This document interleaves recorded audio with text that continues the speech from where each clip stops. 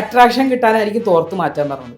എൻ്റെ അടുത്ത് വന്ന് പറഞ്ഞപ്പോൾ ഞാൻ പറഞ്ഞു എനിക്ക് വിഷമമാണ്, കാരണം ചിലപ്പോൾ പോസ്റ്റ് ചെയ്ത് എനിക്ക് തടിയുണ്ട്, വയറ് കാണാം, എനിക്കത് പറ്റൂല, വിഷമമാണെന്ന് പറഞ്ഞ വഴിക്ക് വേണ്ട, ഇത് കഴിഞ്ഞ് എന്താ സീൻ എന്താ വെച്ചാൽ തന്നെ വേണ്ട, മാറ്റണ്ട, മനസ്സ് വിഷമിച്ച് മാറ്റണ്ട എന്ന് പറഞ്ഞ ആളാണ്. അരയ്ക്കുന്നൊരു സീനുണ്ട്, അച്ചോണം നല്ല അരയാ, നമ്മള് അതന്നെയല്ല ചിന്തിക്കുക. ഞാൻ പിന്നെ ഓർത്ത് ഒത്തിരി ചിരിച്ചിട്ടുണ്ട്, സത്യമല്ലേ നമ്മൾ പറയുമ്പോ. പക്ഷെ ഞാൻ ഇപ്പോഴും പറയുന്നു, സത്യം പറഞ്ഞ അമ്മയ്ക്ക് ഇതാണ് ജോലി, ഞാൻ ആ ജോലി ചിന്തിച്ചിട്ടില്ല. പടം കഴിഞ്ഞ് നമുക്ക് ലാൻഡ് ഫോണാണ്, ഇപ്പോഴും അമ്മയെ സഹായിക്കാറുണ്ടോ? പിന്നെ ഞാൻ ഇപ്പൊ സഹായിച്ചുകൊണ്ട് നിന്നേയുള്ളൂ എന്ന് പറഞ്ഞ ആളാണ് ഞാൻ. അമ്മ പഴയ റെഡ് സ്ട്രീറ്റിലെ ആളാണെന്ന് അറിയുന്നത്. അതിൽ മുകേഷ് ഏട്ടൻ ഞങ്ങൾ തല്ലുന്നുണ്ട്, അതോടുകൂടി ഞാൻ പാട്ട് പാടുന്നത്, അടി ചോര തുറച്ചിട്ടാണ് ഞാൻ പോണത്. പകൽപൂരത്തിനകത്ത് മുകേഷ് ഏട്ടൻ എനിക്ക് തല്ലേണ്ട ഒരു അവസ്ഥ വന്നു. അതിനകത്ത് മറ്റേ ഒലക്കയും കൊണ്ടുവന്ന് വിളിച്ചുകൊണ്ടായിട്ട് ഞാൻ ഏത് റൂട്ടാ ബസ്, കൊട്ടാരക്കര പ്രാന്താണ്. അപ്പൊ ഞാനിങ്ങനെ കറങ്ങി വന്നൊരു പുള്ളി തല്ലുന്നൊരു സീൻ നല്ലപോലെ കൊടുത്തു ഞാൻ. കാരണം എന്റെ മാതാർമത്തേലും ഒരു അടി കൊണ്ടിട്ടേ. ഒരു പടത്തില് ഞാൻ ചെന്നപ്പോ എനിക്ക് തന്ന കോസ്റ്റ്യൂം എന്താ അറിയോ, അതിവിശാലമായ ഷോ. പക്ഷെ ആ സാധനം തിയേറ്ററിൽ കണ്ടെന്ന് ആലോചിച്ചു എനിക്ക്. തിരിഞ്ഞു പോകുമ്പോ പറയാ പണിക്കൂലി ഈടാക്കുന്നു. ഇതൊക്കെയാണ് അല്ല നിങ്ങൾ പറയും, ഇതൊക്കെയാണ് സിനിമയില് എനിക്ക് കിട്ടുന്നത്. ഞാൻ എപ്പോഴും പറയാറുണ്ട്, അഭിനയമാണ് അത്, ജോലിയാണ് എൻ്റെ മനസ്സിലുള്ള ഡ്രസ്സും കാര്യങ്ങളും സെൻസ് ചെയ്താ ഒന്നുകിൽ ചുരിദാർ അല്ലെങ്കിൽ സാരി.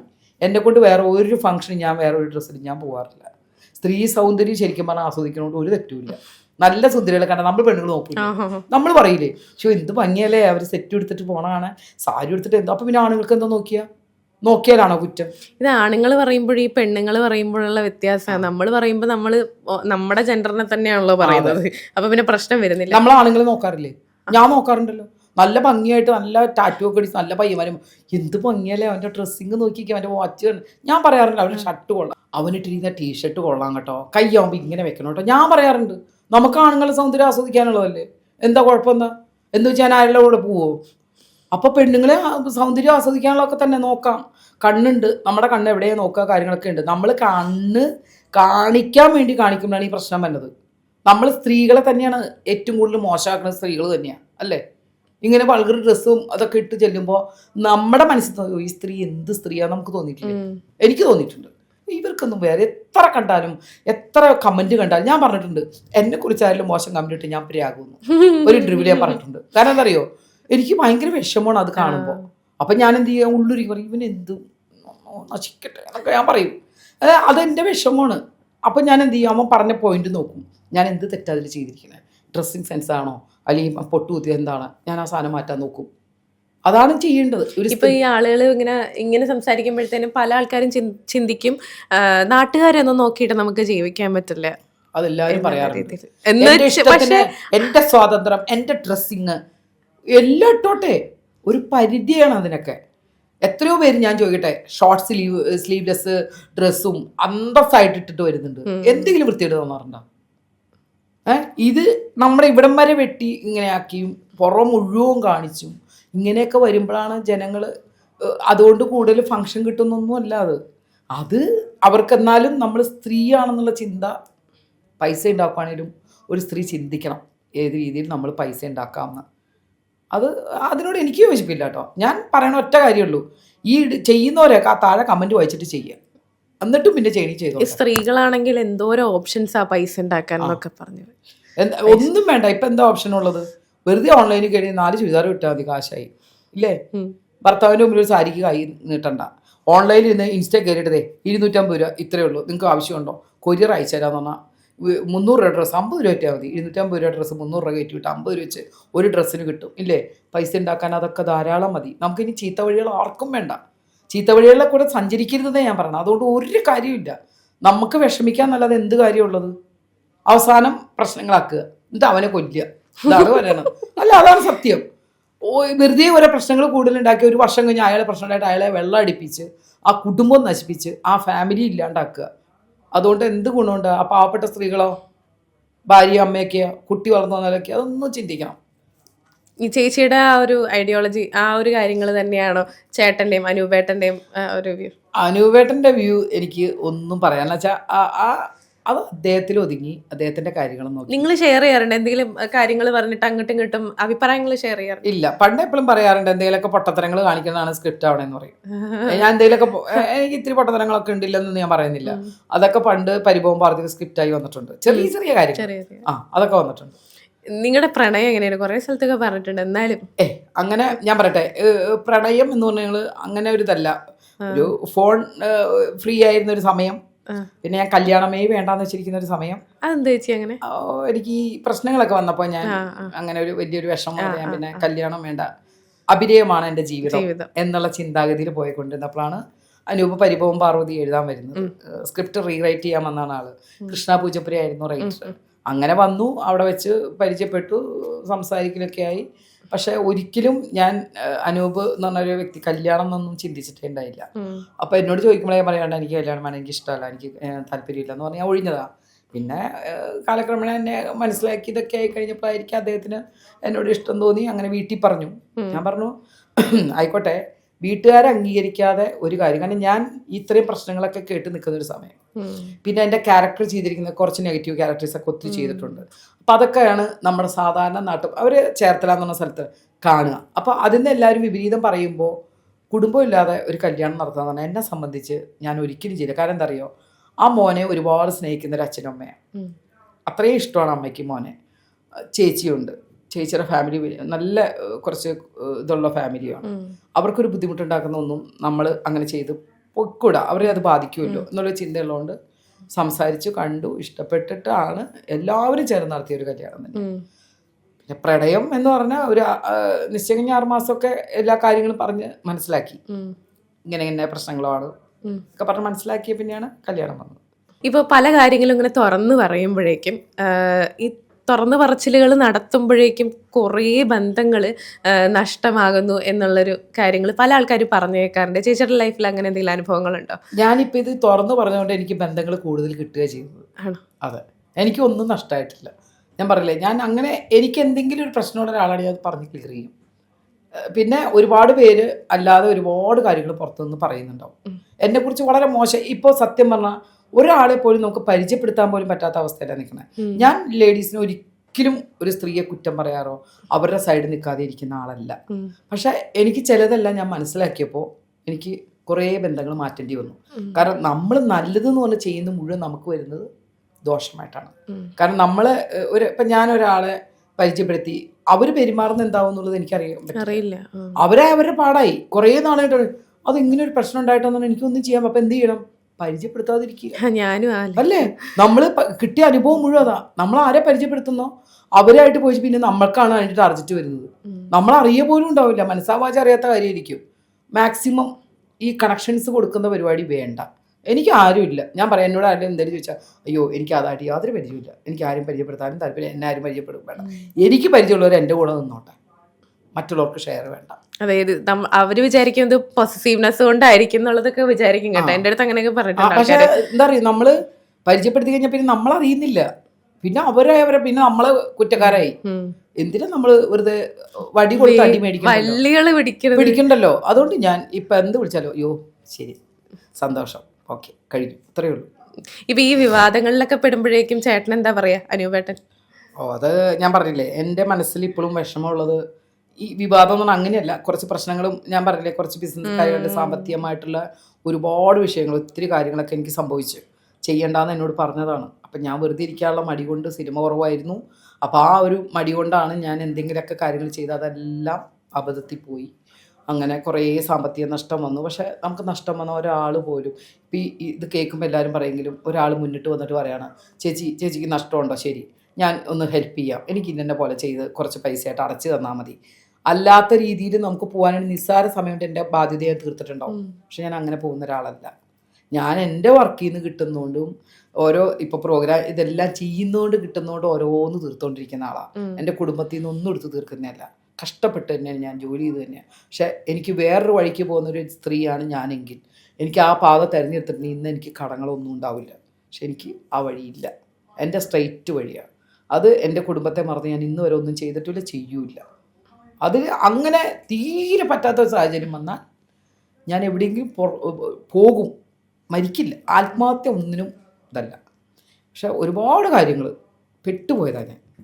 അറിയാതെ പോയി നമ്മൾ ചെന്ന് ചാടി പോകുന്ന കുറേ കാര്യങ്ങളുണ്ട്. സാമ്പത്തിക അവസ്ഥ അത് നമ്മൾ അറിയുന്നില്ല, ഇന്നെ പോലെ വരുന്നോർത്തിട്ടല്ല നമ്മൾ ചെന്ന് ചെയ്യാതെ അങ്ങനെ പെട്ടുപോയി. ആ ബാധ്യതകൾ ഉള്ളതുകൊണ്ട് എനിക്ക് വീട്ടിൽ ആ ഒരു വിഷമം ഇപ്പോഴും ഉള്ളതുകൊണ്ട് എനിക്ക് അത് തീർന്നാലേ എനിക്ക് എൻ്റെ കുടുംബത്തിനോട് ചെയ്തൊരിത് മാറുള്ളൂ. ഞാൻ പറഞ്ഞില്ലേ, നമുക്കൊരു പ്രശ്നം വന്നു കഴിഞ്ഞാൽ ഇപ്പം ഈ പറയുന്ന ഒരാളും ഇപ്പം ഇത് കേട്ടോണ്ടിരിക്കുന്ന ആരെങ്കിലും വരുമോ, ശരി ചേച്ചിക്ക് എന്താ പ്രശ്നം, ഞങ്ങൾ തീർത്ത് തരാം, മാസം മാസം അടച്ച് തീർത്താൽ മതി, ഒരു ചിട്ടി തരാം, ഒരു 50 ലക്ഷം രൂപ ചിട്ടി തരാമെന്നോ അല്ലെങ്കിൽ 10 ലക്ഷം രൂപ ചിട്ടി ആരെങ്കിലും പറയുമോ?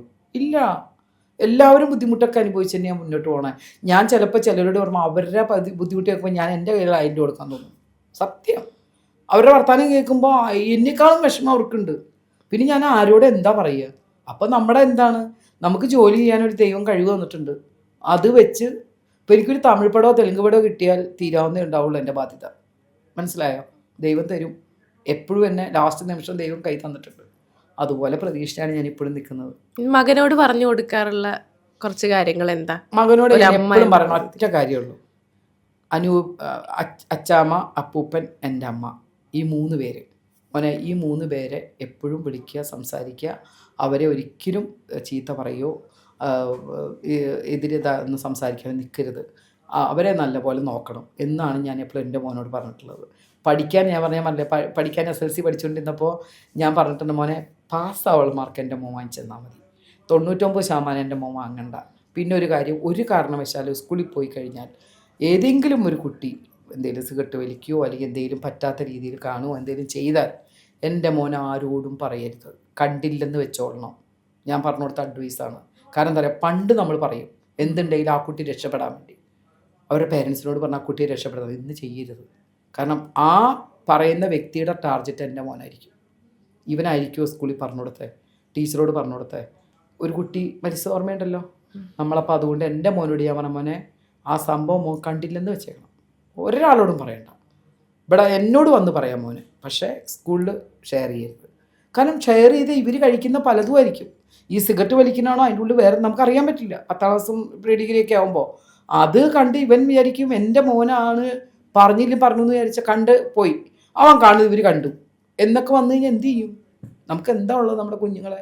അപ്പം നമ്മൾ എന്താ പറഞ്ഞു കൊടുക്കേണ്ടത്? മോനെ അവശത്തേട്ട് നോക്കരുത്, വിട്ടേക്ക്, അവർക്ക് അനുഭവിക്കണം, അവരെ അനുഭവിച്ചോട്ടെ. ഇന്നത്തെ കാലം അതേ പറ്റൂ, നമുക്ക് വേറെ നിവൃത്തിയില്ല. നമുക്ക് നമ്മുടെ കുഞ്ഞല്ലേ വലുത് അല്ലേ? നമ്മൾ മറ്റൊരു നന്നാവാൻ നോക്കണം, പക്ഷേ നമ്മുടെ കുഞ്ഞിനെ നഷ്ടപ്പെട്ട് നമ്മൾ ചെയ്യുമോ? ഇല്ല ഇല്ല. അത് ഞാനിപ്പോഴും പറഞ്ഞു കൊടുക്കുന്ന ഒറ്റ കാര്യം അതേ ഉള്ളൂ എൻ്റെ കൊച്ചിനോട്. വേറെ ഒന്നും അവനോട് പറഞ്ഞു കൊടുക്കണം. അവൻ്റെ അടുത്ത് ഞാൻ പറഞ്ഞു, മോനെ പാസ് മാർക്ക് മേടിച്ചാൽ മതി. അല്ല അമ്മ ഞാൻ ജയിക്കും. ലാസ്റ്റ് PTക്ക് പോയപ്പോൾ എനിക്ക് സങ്കടം വന്നു, മാർക്ക് കുറവാണ്. മോനെ ലാസ്റ്റ് പരീക്ഷ വരികയാണ്, എന്ത് ചെയ്യും? ലൊക്കേഷനിൽ നിന്നിട്ട് ഞാൻ നിന്ന് ഉരുകണിയാണ്. സാറ് ചോദിച്ചാൽ എന്താ ഇന്ന് SLC റിസൾട്ട് വരും സാറേ, ജയിച്ചാൽ മതിയായിരുന്നു എൻ്റെ മോൻ. 4 മണിയെങ്ങാണ്ടായി റിസൾട്ട് വന്നപ്പോൾ. വിളിച്ചപ്പോൾ ആദ്യം ഞാൻ ചോദിച്ചു, മോനെ ജയിക്കുമോടാ മോനെ ഒന്ന് പറ. ആ ജയിക്കും അമ്മ, ഞാൻ ജയിക്കും. ശരി, സമാധാനമായി. അച്ഛനും മോനും റിസൾട്ട് നോക്കിയിരിക്കണു. മെസ്സേജ് വന്നു. ഞാൻ നോക്കുമ്പോൾ പാസ്സായി. ഞാൻ പറഞ്ഞു, സാറേ പാസ്സായി, ഇനിയൊന്നും വേണ്ട. പിന്നെ നമ്മൾ ചിന്തിക്കുന്നില്ല, പാസ്സായ പിന്നെ മാർക്കിൻ്റെ കാര്യമില്ലല്ലോ. കുറച്ച് കഴിഞ്ഞപ്പം ഞാൻ പുള്ളി വിളിച്ചു, എന്തായി പാസ്സായല്ലോ, ഇനിയിപ്പോൾ നമുക്ക് വേറെ ഒന്നും നോക്കേണ്ട കാര്യമില്ലല്ലോ. ഇല്ല, ഇനിയിപ്പോൾ ആ മാർക്ക് ലിസ്റ്റ് ഇപ്പോൾ കിട്ടുമായിരിക്കും, എത്രയാണെന്ന് അറിയാം. അമ്മ ശരി അറിയാണെങ്കിൽ ഇട്ടേക്കെന്ന് പറഞ്ഞു. കുറച്ച് കഴിഞ്ഞപ്പോൾ നീരജ് കൃഷ്ണൻ തൊട്ട് ഒരു mark list 4 A+. കേട്ടോളണം, A+, B ഒക്കെ വന്നിരുന്നു. എനിക്ക് സത്യം പറഞ്ഞാൽ A+ഉം B എന്തെന്ന് പോലും എനിക്ക് കറക്റ്റ് ഓർമ്മ കിട്ടുന്ന പോലും ഇല്ല. കണ്ട വഴിക്ക് ഞാൻ വേഗം വിളിച്ച്, അവൻ്റെ ക്ലാസ്സിൽ 2 നീരജ് ഉണ്ട്, ഈ നീരജ് അത് തന്നെയാണോ ഒന്ന് ചെക്ക് ചെയ്യാൻ. സത്യം ഞാൻ പറട്ടെ, എൻ്റെ മനസ്സിൽ ഒരിക്കലും അത്രയും അവൻ പഠിച്ചു. അവന് ഞാൻ ആ സമയത്ത് ട്യൂഷൻ ഇട്ടിരുന്നു. അതാത് വിഷയം മാത്രം അവന് ട്യൂഷൻ കൊടുത്തു. ഏത് വിഷയമാണോ പരീക്ഷ ആ ആഴ്ച ആ ട്യൂഷൻ. അങ്ങനെയാണ് എൻ്റെ കൊച്ചിന് ഗ്യാപ്പ് ഉണ്ടായിരുന്നു പരീക്ഷ. ഞാൻ നോക്കിയപ്പോൾ അല്ലല്ല നീരജ് കൃഷ്ണനെ അവന് തന്നെയാണ്. അപ്പോൾ അവൻ ആദ്യം ഞങ്ങളോട് പറഞ്ഞിരുന്ന ഒരു 10-15 രൂപ മൊബൈലാണ് ജയിച്ചു കഴിഞ്ഞാൽ വേണം, അത് ചോദിച്ചോളൂ. 15 രൂപയുടെ മൊബൈൽ ഓക്കെ മോനെ എന്ന് ഞാൻ പറഞ്ഞ് നിർത്തിയായിരുന്നു. A+ കിട്ടിയ പോലെ അമ്മേ മൊബൈലിൻ്റെ റേഞ്ച് കുറച്ച് മാറ്റിയിട്ടുണ്ട്, 50,000 രൂപയുടെ മൊബൈൽ വേണം. അല്ല ഞാൻ പറയുമായിരുന്നു. അപ്പോൾ അതുവരെ എൻ്റെ കൊച്ച് എനിക്ക് തന്നപ്പോൾ എനിക്ക് അന്ന് ഭയങ്കര സന്തോഷമായിരുന്നു. കാരണം SLC കഴിഞ്ഞാൽ പിന്നെ നമുക്ക് വിഷയമില്ല, അവൻ്റെ ഇഷ്ടത്തിനുള്ള പഠിത്തങ്ങളാവാം. ഇപ്പോൾ PDC കഴിഞ്ഞാൽ അവന് ഏറ്റവും ഇഷ്ടം ക്രിക്കറ്റും ഫുട്ബോളും എന്നൊക്കെയാണ്. അത് IM വിജയേട്ടനെ അവനെ കണ്ടപ്പോൾ അവന് പ്ലേ 6 നല്ല ഹൈറ്റ് ഉണ്ട്. എൻ്റെ മോൻ നല്ല ഹൈറ്റ്, അതിനേക്കാളൊക്കെ നല്ല ഹൈറ്റാണ്. അപ്പോഴേ പറഞ്ഞു കഴിഞ്ഞു വിജയേട്ടൻ, നമുക്ക് ഫുട്ബോളിലൊക്കെ എന്താ വെച്ചാൽ നോക്കാം. അപ്പോൾ അവൻ്റെ ഇഷ്ടത്തിന് അവൻ അങ്ങനെ പൊക്കോളും, പ്രശ്നമില്ല. പക്ഷെ എൻ്റെ SLC ഞാൻ ഭയങ്കരമായിട്ട് വിഷമിച്ച്. അതിന് എൻ്റെ മോനെ എനിക്ക് ഇത്രയും മേടിച്ചു. എനിക്ക് അതിൽ ഭയങ്കര ഇഷ്ടമുണ്ട് അവനോട്. ഇപ്പൊ ഈ പുലിവാൽ കല്യാണത്തിന്റെ ഇപ്പോഴത്തെ കുറെ റീൽസ് ഒക്കെ കാണുമ്പോഴേ ചേച്ചി ഇപ്പോഴും ഇങ്ങനെ ഇൻസ്റ്റയൊക്കെ സ്ക്രോൾ ചെയ്ത് പോകുമ്പോ ഇങ്ങനെ കാണാറില്ലേ? ആ ഒരു മൊമെന്റ് ഒക്കെ ഇപ്പോഴും ഓർമ്മയുണ്ടാ? എന്താ സലിമേട്ടനായിട്ടുള്ള ആ ഒരു കോമ്പിനേഷൻ അത് ഇൻസ്റ്റയില് ഞാൻ റോൾ കുട്ടി എന്ത് ചെയ്തു? ഇൻസ്റ്റയില് റോൾ ചെയ്യണ്ട, ഇത് ഇറങ്ങി അപ്പൊ തന്നെ ട്രോളൊന്ന് ആദ്യം എന്റെ വാട്സപ്പിൽ വരും, ഒരു 10 ഒരുമിച്ച് വരും, ചേച്ചി പുതിയത് ഇറങ്ങിയിട്ടുണ്ടെന്ന് പറഞ്ഞു. അപ്പൊ ഞാനതൊക്കെ എന്റെ തോന്നുന്നു തുടക്കം വന്ന പടങ്ങളാണത്. കുട്ടി എന്ത് ചെയ്യുന്നത്, ഞാൻ സാധാരണ പോലെ തന്നെ അമ്മയെ സഹായിക്കുന്നു, വീട്ടിലിരിക്കാൻ സമയമില്ല, ഒഴിവ് സമയം കിട്ടാറില്ല എന്നൊക്കെ പറയുന്നുണ്ട്. പക്ഷെ ഞാൻ ഇപ്പോഴും പറയുന്നു, സത്യം പറഞ്ഞ അമ്മയ്ക്ക് ഇതാണ് ജോലി നമ്മൾ, ഞാൻ ആ ജോലി ചിന്തിച്ചിട്ടില്ല. പടം കഴിഞ്ഞ് നമുക്ക് ലാൻഡ് ഫോണാണ്, ഇപ്പോഴും അമ്മയെ സഹായിക്കാറുണ്ടോ? പിന്നെ ഞാൻ ഇപ്പം സഹായിച്ചുകൊണ്ട് ഉള്ളൂ എന്ന് പറഞ്ഞ ആളാണ് ഞാൻ. സത്യം, എൻ്റെ വീട്ടിൽ ഞാൻ പറഞ്ഞു, കാരണം ഇത് ഫുള്ള് നമ്മൾ കാണുന്നില്ല. എൻ്റെ സീൻ, ഞാൻ പെണ്ണ് കാണാൻ ചെല്ലുന്നു, പേര് ചോദിക്കുന്നു, എല്ലാം കഴിഞ്ഞു, നീലാംബരി എന്ന് പറയുന്നു, അമ്മയെ സഹായിക്കലാമോ, ഇതെല്ലാം കഴിഞ്ഞ് പടം പോയിരുന്ന് കണ്ടപ്പോഴാണ് അമ്മ പഴയ റെഡ് സ്ട്രീറ്റിലെ ആളാണെന്ന് അറിയുന്നത്. അപ്പോഴാണ് ഞാൻ അറിയുന്നത് സത്യം പറഞ്ഞാൽ ഇതായിരുന്നു കണ്ടന്റ് എന്നുള്ളത്. കാരണം മറ്റേത് ഞാൻ കേട്ടില്ലല്ലോ, ആരും പറഞ്ഞ വിശ്വസിക്കുമോ? നല്ല അനുഭവം തന്നെയാണത്. വീട്ടിൽ നോൺ ഫോം ആണ്, പടം കണ്ടു കഴിഞ്ഞാൽ ചോദിച്ച ചോദ്യം ഇതാണ്, ഇപ്പോഴും അമ്മയെ സഹായിക്കാറുണ്ടോ? പിന്നെ ഞാനിപ്പോൾ സഹായിച്ചുകൊണ്ടിരിക്കുകയെന്നൊന്ന് ആലോചിച്ച് നോക്കി. ഞാൻ പിന്നെ ഓർത്ത് ഒത്തിരി ചിരിച്ചിട്ടുണ്ട്. ആ സത്യമല്ലേ നമ്മൾ പറയുമ്പോൾ. അങ്ങനെ തിളക്കം പടത്തിൽ പഞ്ചവർണം വരുന്നതും നശിപ്പിച്ചതും ഒക്കെ ഓക്കെ. അരയ്ക്കുന്നൊരു സീനുണ്ട്, എൻ്റെ പുറകിൽ 4 പ്രായമായ ആൾക്കാർ ഇരുന്നിട്ട് പറയുന്നുണ്ട് പഞ്ചവർണത്തെ തരം നല്ല അറിയാം. അപ്പം എൻ്റെ വിചാരം എന്താ അറിയോ, ഈ അരക്കിനേനെ പറയണേന്ന് വെച്ചിട്ട് ഞാൻ വീണ്ടും ശക്തിയായിട്ടിരുന്ന് അരയ്ക്കാണ്. അപ്പം ഇവർ ബാക്ക് നോക്കിയിട്ടാണ് പറയണത്. പടം കാണുമ്പോഴാണ് എനിക്ക് മനസ്സിലാവും കണ്ണ് നിൽക്കുന്നത് എൻ്റെ ബാക്കിലാണ്, തേങ്ങയിലല്ല. അപ്പം ഇതൊക്കെ കാണുമ്പോൾ സത്യം പറഞ്ഞാൽ ഞാൻ ഇത്രയും വർഷങ്ങൾ അഭിനയിച്ച് വന്നിട്ടുണ്ടെങ്കിലും ഓരോ സീനാണെങ്കിലും എനിക്ക് ആ സീനൊക്കെ പ്രിയപ്പെട്ടതാണ്. കാരണം അതെപ്പോഴും വന്നുകൊണ്ടിരിക്കും. അമ്മായിമ്മ ത്രൂ ഔട്ട് ക്യാരക്ടറാണ് എൻ്റെ, മാധവി എന്ന് പറഞ്ഞ ക്യാരക്ടർ. ഇതൊക്കെ ഓരോരോ സീനും ഉള്ളെങ്കിലും ലാസ്റ്റ് വരെ എൻ്റെ കല്യാണം കഴിച്ചുകൊണ്ടിരുന്നത് പുലിവാൽ കല്യാണത്തിലൊക്കെ ഉണ്ട്. എങ്കിൽ പോലും ഈ അരയുടെ സീനും ഈ പുലിവാൽ കല്യാണ സീനൊക്കെ എനിക്ക് ഭയങ്കര എന്താ പറയുക അനുഭവമുള്ളതാണ്. അറിയോ, ഞാൻ ആദ്യമായിട്ട് ശരി മോളാണെങ്കിലും അതല്ലേ ചിന്തിക്കുള്ളൂ, പഞ്ചവർണ്ണം നല്ല അരയാണ്, അപ്പോൾ നമ്മൾ അതന്നെയല്ലേ ചിന്തിക്കുക. അത് എത്ര കോമഡികൾ ഉണ്ടായിട്ടുണ്ട് ഇതുപോലെ ഒരുപാട്. ഞാൻ പുലിവാൽ കല്യാണം, അതുപോലെ പകൽപൂരം, പണ്ട് മത്തായാലും മുകേഷ് ഏട്ടൻ ഞങ്ങൾ തല്ലുന്നുണ്ട്, അതോടുകൂടി ഞാൻ പാട്ട് പാടുന്നത്, അടി ചോര തുറച്ചിട്ടാണ് ഞാൻ പോണത്. പകൽപൂരത്തിനകത്ത് മുകേഷ് ഏട്ടൻ എനിക്ക് തല്ലേണ്ട ഒരു അവസ്ഥ വന്നു. അതിനകത്ത് മറ്റേ ഒലക്കയും കൊണ്ടുവന്ന് വിളിച്ചുകൊണ്ടായിട്ട് ഞാൻ ഏത് റൂട്ടാ ബസ്, കൊട്ടാരക്കര പ്രാന്താണല്ലോ. അപ്പൊ ഞാനിങ്ങനെ കറങ്ങി വന്നൊരു പുള്ളി തല്ലുന്നൊരു സീനുണ്ട്, നല്ലപോലെ കൊടുത്തു ഞാൻ. കാരണം എൻ്റെ മാതാർമത്തായാലും ഒരു അടി കൊണ്ടിട്ടേ. അപ്പൊ സിദ്ദിഖ് സാറാണ് എൻ്റെ ഏറ്റവും ബഹുമാനിക്കുന്ന ഒരാളാണ് സിദ്ദിഖ് സാറ്. മരിച്ചു എന്ന് ഇപ്പോഴും ഞാൻ വിശ്വസിക്കുന്നില്ല. കാരണം എൻ്റെ സിനിമാ ഫീൽഡിൽ ഞാൻ കണ്ടതിൽ വെച്ച് ഏറ്റവും നല്ലൊരു വ്യക്തിയാണ് സിദ്ദിഖ്. അതെനിക്ക് ഒരിക്കലും മറക്കാൻ പറ്റില്ല. ഇപ്പോഴും ഞാൻ മരിച്ചിട്ട് ഞാൻ കാണാൻ പോയിട്ടില്ല. കാരണം എനിക്ക് മരിച്ചു എന്ന് കണ്ടു കഴിഞ്ഞാൽ അത് തോന്നൂല, നിർത്താൻ പോവാൻ ഞാൻ. പക്ഷെ ആ ഇത് ചെയ്യുമ്പോൾ ഞാൻ പറഞ്ഞു, നർമ്മത്തായില്ലേ സാറ് പറഞ്ഞതാണ്, ഇക്ക പറഞ്ഞു അടി കൊണ്ട് അപ്പം മുഖം മാറ്റിക്കൊണ്ട്, എനിക്ക് അന്ന് അറിയില്ല, ടൈമിങ് അറിയില്ല, വെച്ചു കൊടുത്തു, നല്ല അടിയാണ് കിട്ടിയത്. ഇവിടെ തന്നെ ഇങ്ങനെ ഒരു കരുതാ. അപ്പൊ ഈ പകൽപൂരം കിട്ടിയപ്പോ ഞാൻ മുകേഷേട്ടാ ഒന്നും വിചാരിക്കരുത്, ഡമ്മി ആണെങ്കിലും 2 തരും കേട്ടോ. ആ പടം കണ്ടു ഞാൻ കൊടുത്തിട്ടുണ്ട്. എന്ത് പറയാ, ഡമ്മിയാണല്ലോ, ആയിക്കോട്ടെ, അങ്ങനത്തെ സീനാണല്ലോ അത്. അങ്ങനെ കുറേ പടങ്ങളില്. ഒരു പടത്തില് ഞാൻ ചെന്നപ്പോ എനിക്ക് തന്ന കോസ്റ്റ്യൂം എന്താ അറിയോ, അതിവിശാലമായ ഷോറൂം. ഒരു ഡ്രസ്സിന്റെ മുകളിൽ ഇതെല്ലാം ടൈപ്പ് ചെയ്തതാണ്. അത് ഒരു ബാനർ പറിച്ചു കൊണ്ടുവന്ന് ജഗതി ചേട്ടൻ പെണ്ണ് കാണാൻ എന്തോ വരുമ്പോൾ ഞാൻ ഇട്ട് കൊണ്ടുവരുന്ന ഡ്രസ്സാണത്. ആ ഡ്രസ്സ് ബാനറായിരുന്നു ഒരു ജ്വല്ലറിയുടെ. ആ ജ്വല്ലറി വെച്ച് ചുരിദാർ തയ്ച്ച് എനിക്ക് പ്രസന്റ് കൊണ്ട് തരിക. അപ്പം കറക്റ്റ് ഇവിടെ അതിവിശാലമായ ഷോറൂം ഇങ്ങനെയൊക്കെ എഴുതിയതാണ്. വലത്തോട്ട് തിരിഞ്ഞാൽ 4ാമത്തെ വീട്, അതാണ് പടത്തിന്റെ പേര്, അൻസാർ ചെയ്തത്. പക്ഷെ ആ സാധനം തിയേറ്ററിൽ കണ്ടെന്ന് ആലോചിച്ച് നോക്കി. തിരിഞ്ഞു പോകുമ്പോൾ പറയാ പണിക്കൂലി ഈടാക്കുന്നു. ഇതൊക്കെയാണ് അല്ല നിങ്ങൾ പറയും, ഇതൊക്കെയാണ് സിനിമയില് എനിക്ക് കിട്ടുന്നത്. നമ്മൾ ഈ പടം കാണുമ്പോഴല്ലേ പണിക്കൂലി കിട്ടുന്നതൊക്കെ പുറകിലും മുമ്പിലൊക്കെ എഴുതിയത്. അതൊക്കെ ആൾക്കാർ ചിരിക്കാൻ വേണ്ടി ചെയ്യുന്നതല്ലേ. അതുപോലെ ആ ക്യാരക്ടേഴ്സൊക്കെ ഞാൻ ജീവിതത്തിൽ എടുക്കും. ഞാൻ ഒരുപാട് നെഗറ്റീവ് ക്യാരക്ടേഴ്സ് ചെയ്തിട്ടുണ്ട്. ഞാൻ എപ്പോഴും പറയാറുണ്ട്, അഭിനയമാണ് അത്, ജോലിയാണ് എൻ്റെ. അത് ഏത് ക്യാരക്ടറും നമ്മൾ ചെയ്യണം, അത് നമ്മുടെ ക്യാരക്ടറിനെ വെച്ച് കളക്കരുത്, അല്ലേ? ഇതൊക്കെ തമാശയ്ക്ക് അന്ന് അമ്പിളിച്ചേട്ടനുണ്ട്, അശോകൻ ചേട്ടനുണ്ട്. ഉടുപ്പ് കൊടുത്തപ്പോഴേ ഞാൻ ചിരിച്ച് മരിച്ചതാണ്. പക്ഷെ എന്ത് ചെയ്യാം, സീനാതെ എനിക്ക് പറ്റില്ലെന്ന് പറയാൻ പറ്റുമോ? ഞാനിട്ട് അഭിനയിച്ചു പ്രസന്റ് ഒന്നും ഉടുപ്പല്ലേ, തിരിഞ്ഞു പോകുമ്പോൾ അത് കുറെ എഴുതി വെച്ചിട്ടുണ്ട്. ഒരു രസം. ഇന്നതൊക്കെ കാണുമ്പോഴുണ്ടല്ലോ സന്തോഷം തോന്നല, അന്ന് എന്നെ പറ്റിച്ചല്ലോ എന്നുള്ളൊരു ഞാൻ പറഞ്ഞില്ലേ, അഭിനയമാണ്. നമ്മൾ ഇടാൻ പറഞ്ഞിടും, അത് അഭിനയിക്കുന്നു. പിന്നെ കീറിയതും അല്ലെങ്കിൽ വേറെ എവിടെയെങ്കിലും കാണുന്നതൊക്കെയാണെങ്കിൽ ഞാൻ പറയും സോറി എനിക്ക് ഇടാൻ പറ്റില്ലെന്ന് പറയും. എനിക്ക് പറ്റാത്ത ഡ്രസ്സ് ഞാൻ എപ്പോഴും പറഞ്ഞിട്ടുണ്ട് എനിക്ക് പറ്റൂല. തിളക്കത്തിൽ തന്നെ ദിലീപേട്ടൻ തന്നെ പറഞ്ഞത്, തിളക്കത്തിന് ഞാൻ സത്യം തോർത്തിട്ടിട്ടാണ് വരുന്നത്. ആ കല ഇങ്ങനെ വെച്ചിട്ടല്ലേ വരുന്നത്. അപ്പൊ തോർത്തുണ്ട്, ആ തോർത്തും കലവും വെച്ചിട്ട് ഇങ്ങനെ വരുമ്പോ ഒരു ചെറിയൊരു ഇത് വന്നു, തോർത്തൊന്ന് മാറ്റി. കാരണം ആ ആൾക്കാർ അത്രയും നമ്മളെ പടം കാണുമ്പോഴാണ് ഇങ്ങനെ നോക്കിയിരിക്കണേ പ്രായമായ ആൾക്കാർ. അപ്പൊ കുറച്ചും കൂടി അട്രാക്ഷൻ കിട്ടാനായിരിക്കും തോർത്ത് മാറ്റാൻ പറഞ്ഞത്. എൻ്റെ അടുത്ത് വന്ന് പറഞ്ഞപ്പോൾ ഞാൻ പറഞ്ഞു എനിക്ക് വിഷമമാണ്, കാരണം ചിലപ്പോൾ പോസ്റ്റ് ചെയ്ത് എനിക്ക് തടിയുണ്ട്, എൻ്റെ വയറ് കാണും, എനിക്കത് പറ്റൂല, വിഷമമാണെന്ന് പറഞ്ഞ വഴിക്ക് വേണ്ട, ഇത് കഴിഞ്ഞ എന്താ സീൻ എന്താ വെച്ചാൽ ദിലീപേട്ടൻ തന്നെ വേണ്ട, മാറ്റണ്ട, മനസ്സ് വിഷമിച്ച് മാറ്റണ്ട എന്ന് പറഞ്ഞ ആളാണ്. ഞാൻ ആ സീൻ ചെയ്തു, ഇത് കിട്ടും ചെയ്തിട്ടുണ്ട് ഇല്ലേ. എന്തെങ്കിലും ആ റോൾ വന്ന് ആ കളവന്മാർ ഞാൻ പടം കണ്ടോണ്ടിരിക്കുന്നുണ്ട്, അയ്യോ ഇത് ആവശ്യ സമയത്ത് ഉപകാരം ചെയ്യില്ല എന്നിട്ട് അവർ നിൽക്കണം. ആ സീൻ അതേപോലെ തന്നെ, അത് മുണ്ട് മാറ്റിയാലും മാറ്റിയില്ലെങ്കിലും അതൊക്കെ തന്നെ നിൽക്കുള്ളൂ അല്ലേ. അങ്ങനെ എത്ര പടങ്ങൾ ഞാൻ ചെയ്തിട്ടുണ്ട്. ഇപ്പം ലാസ്റ്റ് ഈ എന്നെ ഏറ്റവും കൂടുതൽ ട്രോളുന്നത് ബ്യൂട്ടീഷ്യനായിട്ടുള്ളതാ. ഞങ്ങളുടെ അടുത്ത വീട്ടിലെ അത് എത്ര പ്രാവശ്യം ഞാനേ ചെയ്തിട്ടുണ്ട് റീല്. ഒറ്റ സീനേ ഉള്ളൂ അല്ലേ, ബ്യൂട്ടീഷ്യനായിട്ട് നിവിൻ പോളിയും സെൻട്രി അഭിനയിച്ച ഒരു പടമുണ്ട്, കുട്ടിക്ക് കഴിവ് മുഴുവൻ പുറത്തെടുക്കാൻ പറ്റില്ല, ഒരു സീനേ ഉള്ളൂ. അങ്ങനെ എത്രയോ ഓരോ സീന് ഞാൻ ചെയ്തിട്ടുണ്ട്. ഞാൻ സത്യം പറഞ്ഞ സിനിമ ഫീൽഡില് ഇപ്പോഴത്തെ ഇതും വെച്ച് ഞാൻ ഹാപ്പിയാണ്. ഒരു ലോട്ടറി അടിച്ച പ്രതീതി. അങ്ങനെ ഞാൻ വലിയ കഴിവുള്ള ആളല്ല. എനിക്ക് നാടകമോ ഡാൻസോ അല്ലെങ്കിൽ ഭയങ്കര പോയി അഭിനയം പഠിച്ചു വന്ന ആളേ അല്ല. ഞാൻ അഭിനയിക്കുന്നത് സ്വതസിദ്ധമായ അഭിനയമല്ല, എൻ്റെ ജീവിതം അങ്ങനെ എന്നെ പകർത്തുന്ന അത്രയേ ഉള്ളൂ. Anyway thank you so much ചേച്ചി. കുറച്ചധികം നേരം നമ്മൾ സംസാരിച്ചു. നിങ്ങൾ എന്തായാലും പുതിയതായിട്ട് കുറച്ച് നാളെ ആയുള്ളൂ ഈ ചാനൽ. അപ്പോൾ ഇത് ഏറ്റവും കൂടുതൽ ജനങ്ങളുടെ ഇടയിലേക്ക് നിങ്ങളാണ് ശരിക്കും പറഞ്ഞാൽ താങ്ക്സ് പറഞ്ഞിട്ട് നിങ്ങളോടാണ്. നിങ്ങൾ നമ്മളോടല്ല പറയേണ്ടത്.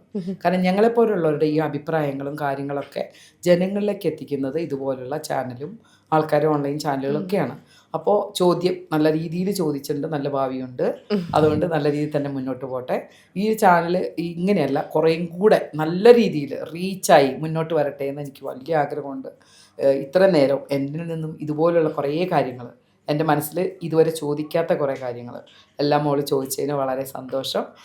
ഇതെല്ലാം ജനങ്ങളിലേക്കും എന്നെ ഇഷ്ടപ്പെടുന്ന ആൾക്കാരിലേക്ക് എത്തിക്കാൻ പറ്റിയ ഒരു ചാനലിന് എല്ലാവിധ ആശംസകളും നേരുന്നു. പിന്നെ അതുകൂടാതെ ന്യൂ ഇയറും ക്രിസ്മസും വരെയാണ്. അപ്പോൾ ഈ ചാനലിനും നിങ്ങളിതിൽ സഹകരിക്കുന്ന എല്ലാവർക്കും, ക്യാമറ ഇവിടെയുള്ള എല്ലാ ആൾക്കാർക്കും എൻ്റെ എല്ലാവിധ ക്രിസ്മസ് ആൻഡ് ന്യൂ ഇയർ ആശംസകളും നേരും. Thank you.